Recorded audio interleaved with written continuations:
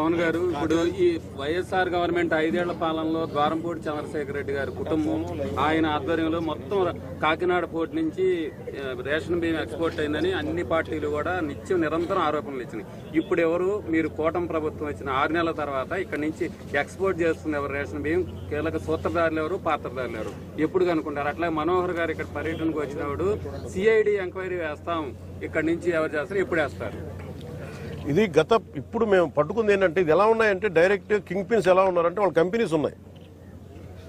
వీళ్ళు ఎలా అంటే ఇది ఒక కార్టెల్. ఇది ఇట్స్ నాట్ ఒక సింగిల్ గా మెయింటైన్ చేస్తున్నారేమో కానీ ఇట్స్ అ కార్టెల్. దాదాపు మేము చూస్తుంటేనే 16 దాకా 16 కంపెనీస్. దాంట్లో మీరు చెప్పిన వ్యక్తి కంపెనీ కూడా ఉందని చెప్తా ఉన్నారు. నాకు యాజ్ అంటూ నాకు కూర్చోబెట్టేది మానస ట్రేడింగ్ కంపెనీ అది వాళ్ళ బ్రదర్ అని చెప్తానో నాకు తెలియదు. ఇది నా ఉద్దేశం ఏంటంటే ఇది ఒక వ్యక్తికి సంబంధించింది కాదు, ఒక వ్యక్తిని టార్గెట్ చేస్తుంది కాదు. ఇది ఎంటైర్ ఈ నెట్వర్కింగ్ ని బ్రేక్ డౌన్ చేయాలి దీన్ని.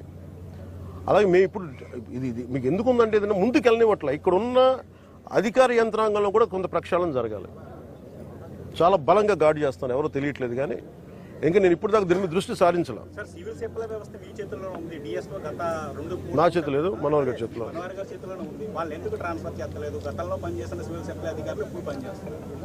సిఐడి ఎంక్వైరీ ఎప్పుడనే చెప్పండి సార్. సిఐడి ఎంక్వైరీ అన్నీ చెప్తాను. ఇప్పుడు నేను మీకు తెలుసు కదా, when I give a word I want to take a very stern action.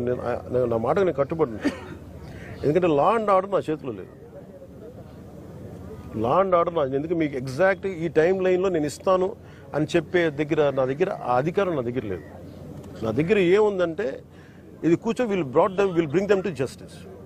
అది సిఐడికి మించి ఉండాలా, లేదంటే will I appeal to CBI? ఇవన్నీ మేము అంతర్గతంగా క్యాబినెట్లో తీసుకునే నిర్ణయాలు. అందువల్ల కేవలం మీరు సిఐడికి పరిమితం చేస్తాం, సిఐడి దాటి వెళ్ళాలా? ఎందుకంటే అసలు టోటల్గా మ్యారిటైమ్ సెక్యూరిటీ ఇష్యూస్ ఏమున్నాయి, ఇది చాలా కొంచెం పెద్ద స్థాయిలో చూడాలి.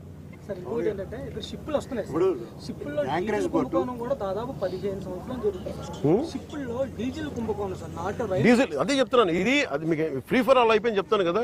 డీజిల్ కుంభకోణాలు జరుగుతూ ఉన్నాయి. ఇది అన్ని రకాలుగా దీన్ని ఒకసారి చాలా సునిశ్చితమైన పరిశోధన జరగాలి దీని మీద. దాంట్లో ఉన్నాను. యాంకరేజ్ పోర్టు స్టేట్ గవర్నమెంట్ కూడా బాధ్యత ఉంది. స్టేట్ గవర్నమెంట్ కూడా దాని రెజ్యుమేషన్ ఉంది, డైరెక్టర్ కూడా కేవలం సెంట్రల్ గవర్నమెంట్ సంబంధం లేదు. ఇది ప్యూర్లీ స్టేట్ కంట్రోల్లో ఉంది. స్టేట్ కంట్రోల్ పోర్టు, స్టేట్ సంబంధించిన పోర్టు అధికారులు ఒకరు ఉన్నారు. నేను వాళ్ళు కూడా మేము మీరు వస్తేనే ఆయన కనబడలేదంటే ఎంత మీకు అదే చెప్తున్నాను కదా. అంటే నన్ను మీకు ఎందుకు ఇంత మొత్తుకున్నాను వచ్చి నన్ను రాకుండా చేయడానికి ఇంక నాకు విసుగొచ్చి ఇక నాలాంటి వ్యక్తిని రానివ్వట్లేదని. ఇది ఎంత డీప్ రూటెడ్ వ్యవస్థ, దీన్ని అంటే ఎంత కుళ్ళు పట్టేస్తుందో ఈ వ్యవస్థకి, పర్టికులర్ రైస్ స్మగ్లింగ్ సంబంధించి దీని ప్రక్షాళన జరగాలని కోరుకుంటూ. అక్కడ సౌత్ ఆఫ్రికాలో వాళ్ళది స్టేపుల్ డైట్ రైస్. అది వాళ్ళకి పాప నిజంగా చెప్పాలంటే వాళ్ళకి సబ్ స్టాండర్డ్ రైస్ పంపిస్తుంది. జనసేన గతంలో లబ్ధిదారులకు నేరుగా అకౌంట్ లో వేస్తారని మీరు గతంలో నినాదం చేసుకున్నారు. అదేమన్నా ఇప్పుడు ఎందుకంటే ఈ రైస్ 90% కూడా తినట్లేదు సార్. డైరెక్ట్ ఇష్యూ నాకు ఇది బాగా తెలుసండి. ఇది తినని బియ్యం.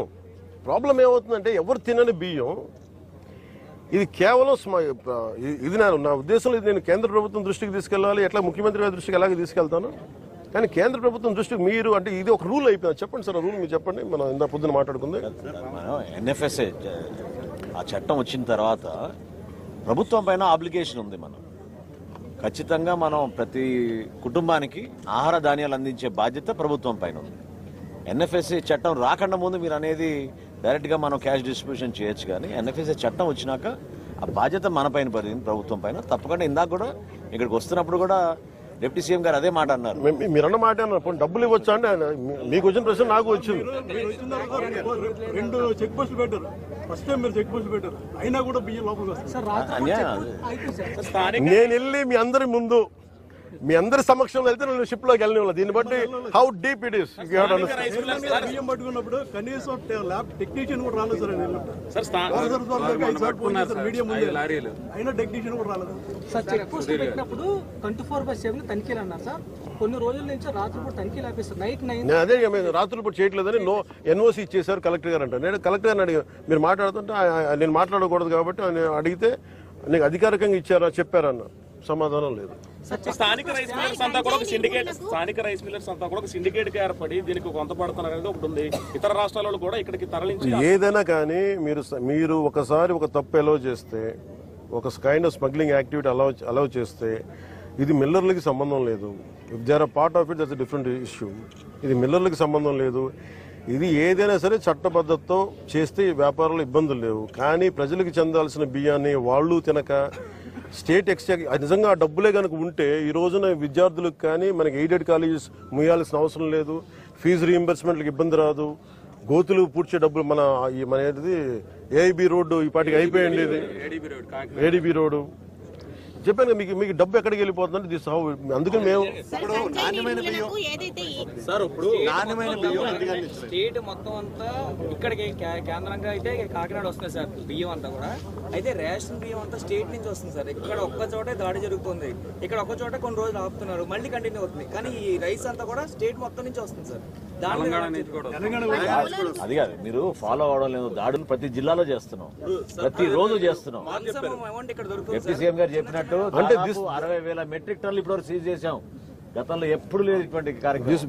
This has become a hub for export. మరి ఎక్కడి నుంచి మేజర్ తెలంగాణలో చేసినా గానీ మీరన్నట్టుగా తెలంగాణకి సీపోర్ట్ ఏం లేదు కదా, ఇక్కడికి రావాలి కదా.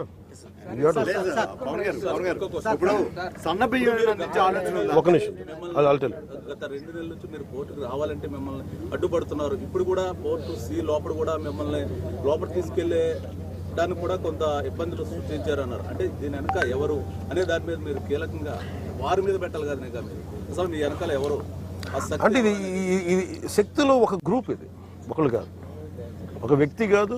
అదే సార్ ఇది ఎలా ఇది నాకు తెలియదు అంటున్నాను.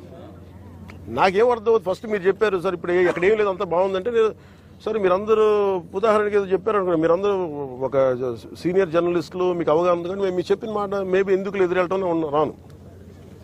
నాకేం చెప్తారు వస్తే సార్ అక్కడ కొంచెం ఇబ్బంది అవుతుంది సార్, మీకు సెక్యూరిటీ కల్పించలేం, ప్రొడక్షన్ చేయలేం, లేదంటే సింపుల్గా నాకు ఎందుకు ఆప్ చేస్తారో చెప్తాం. సార్ మీరు వస్తే అక్కడ ఎక్స్పోర్ట్స్ ఆగిపోతాయి, టైం లైన్ ఆగిపోతుంది, అక్కడ మీరు కరెక్ట్గా కూర్చోబెట్టి మళ్ళీ మనకి ఇంటర్నేషనల్ ఇష్యూస్ వచ్చేస్తాయి అంటారు. నేను అనవసరంగా వెళ్ళి ఈ జంజాటం నేను ఎందుకు ఇరుక్కోవడం, మళ్ళీ ఆ చెడ్డ పేరు మళ్ళీ మన రాష్ట్రానికి ఎందుకని నేను అనుకోండి. ఇలానే ఒకసారి ఆగిపోయా. ఇంకోసారి ఏమో లేదు చాలా మంది జీవితాలు పాపం కార్మికులు రోడ్డున పడతారన్న. కార్మికులు ఎందుకు రోడ్డున పడతారు? కార్మికులు ఎవరు స్మగ్లింగ్ చేయాలని అనుకోరే. వాళ్ళకి ఇస్తే బస్తా తీసుకెళ్ళి లోపల వేయాలి, మనకి ఎక్కిస్తారు, లేబర్ ఛార్జ్ ఉంటుంది. అంతేగాని వాళ్ళకి స్మగ్లింగ్ సంబంధం ఉంది. పట్టుకున్న బియ్యం బ్యాంక్ గ్యారంటీ అంటున్నారు, దానికి గ్యారంటీ ఉందని చెప్పేసి అట్లీస్ట్ అది మనోహర్ గారి పోరాటం అండి. అది కూడా మనోహర్ గారు కూర్చోబెట్టి మాట్లాడి చేశారు. అలాగే మీరు అంటున్న ఈ క్వాలిటీ బియ్యం అంటే ఇది సమిష్టిగా మేమందరం కూర్చొని ఇది ఉంది, ఈ థాట్ కూడా ఉంది. తినని బియ్యం ఇవ్వడం దేనికి? తద్వారా అది ఎందుకంటే ఈ ప్రాబ్లం ఏముందంటే ఇది జస్ట్ స్టేట్ సబ్జెక్ట్ కదా, సెంట్రల్ సబ్జెక్ట్ కూడా. అందుకని దీన్ని నాకు నిజంగా మొన్న ఈ విషయం కనుక ఇది మన ఢిల్లీ పర్యటన ముందు కనుక జరిగి ఉంటే ఖచ్చితంగా నేను వెళ్ళి కేంద్ర civil supplies minister Prahlad Joshi గారిని కలిసేవాడిని. సార్ ఇప్పుడు శాఖాపరమైన చర్యలు అలాంటివి తీసుకుంటారు. ఇప్పటికే అధికారులకు చాలా సీరియస్ గా వార్నింగ్ ఇచ్చారు. మీరు ప్రజల కోసం తెగించి సముద్ర మధ్యలోకి వెళ్ళారు. సో అలాంటి అధికారులు ఎందుకు వెళ్ళకపోతున్నారు? లోపలికి వెళ్ళి ఆ సీలో అన్నట్టు జిల్లా కలెక్టర్ ప్రాణాలు తెగించి వెళ్ళారు, మీరు వెళ్ళారు, కానీ అధికారులు ఎందుకు వెళ్ళకపోతున్నారు? కలెక్టర్ ఎప్పుడు వెళ్ళారు? కలెక్టర్ ఎప్పుడు వెళ్ళారు? ఇదేమైపోతుందంటే ఇది చాలా డీప్ నెట్వర్క్. అది వదిలే పెద్ద మీకు ఎలా ఉంటుంది, ఎవరు బెదిరించరు, ఎవరు అది మీరు అర్థం చేస్తారు. ఒక నిమిషం, ఎవరు కూర్చొని దీన్ని మీరు రావద్దు వస్తే అలా ఏం చెప్పరు సార్. అలా వస్తే సార్ కొంచెం ఇబ్బందులు ఉంటాయి సార్. ఇక్కడ పాపం కార్మికులు నలిగిపోతారు సార్. మనమే ఒకసారి ఏమో కార్మికులు నలిగిపోతారు సార్. అక్కడ గోడౌన్ పాపం ఈ అన్ని ఇది క్లియర్ రైస్ సార్, ప్రాబ్లం లేని రైస్ సార్. పాపం వాళ్ళు ఇబ్బంది పడతారు సార్, ఎక్స్పోర్టర్స్ ఇబ్బంది పడతారు. కానీ ఇంత లాట్లో దొరికినప్పుడు మటుకు sir it is repeated offenders ఉన్నారు. ఇంక దీన్ని ఇంకా బలమైన